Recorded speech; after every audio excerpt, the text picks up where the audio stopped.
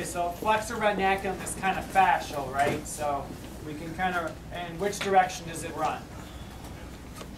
It runs transverse. So if I'm doing parallel, I'm really kind of coming transversely across the forearm, right? That would be parallel mobilization essentially, because that's the direction that it runs. It's parallel to the fibers of the flexor retinaculum, as opposed to transverse, which would be more like this.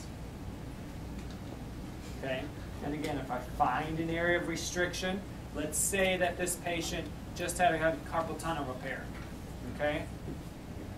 Let's see if this works. So with carpal tunnel repair, that's a pencil. That's a pen? It's not a sharp pen.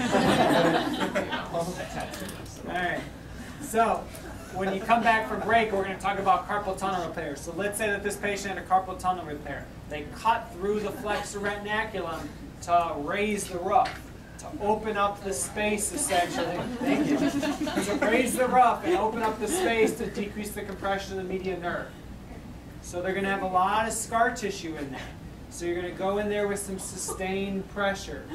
You're going to go in there with some unlocking spirals. You might do some of the parallel mobilization of that scar. Okay, perpendicular. All right, so that's flexor retinaculum. Okay, thumb. Again, I'm going to kind of work through those flexors, opponents, all the pollicis muscles in through there. Kind of parallel mobilization. Feels pretty good. Okay, or I can work more perpendicular. Okay, so remember, perpendicular, I'm not sliding across necessarily.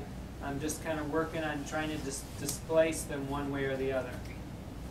Okay, typically, when things get this small like this, we tend to do a little bit more. You better get an elf sitting there.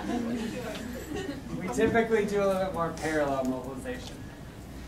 Okay, and then the last one we have is down here in between the carpal, in between the metacarpal, excuse me. So kind of where your lumbrical muscle bellies live and all that kind of stuff. So again, parallel, just kind of clearing those bony contours. Kind of come from the other direction so you guys can kind of see here a little bit. So just kind of working in, clearing those bony contours around that metacarpal. Okay? And again, I'm feeling for, as I'm going through, I'm sort of assessing how well am I working through those tissues. Okay, is there an area in through there where it just doesn't feel like I'm gliding through as well? And that's where I might do a little bit of sustained pressure. Okay. You don't do a whole lot of cross friction really at the hand. There's not much to necessarily cross friction. Okay. And then I can do both sides, the same thing into the palm. Just kind of working there. How are you doing there? Okay? All right, so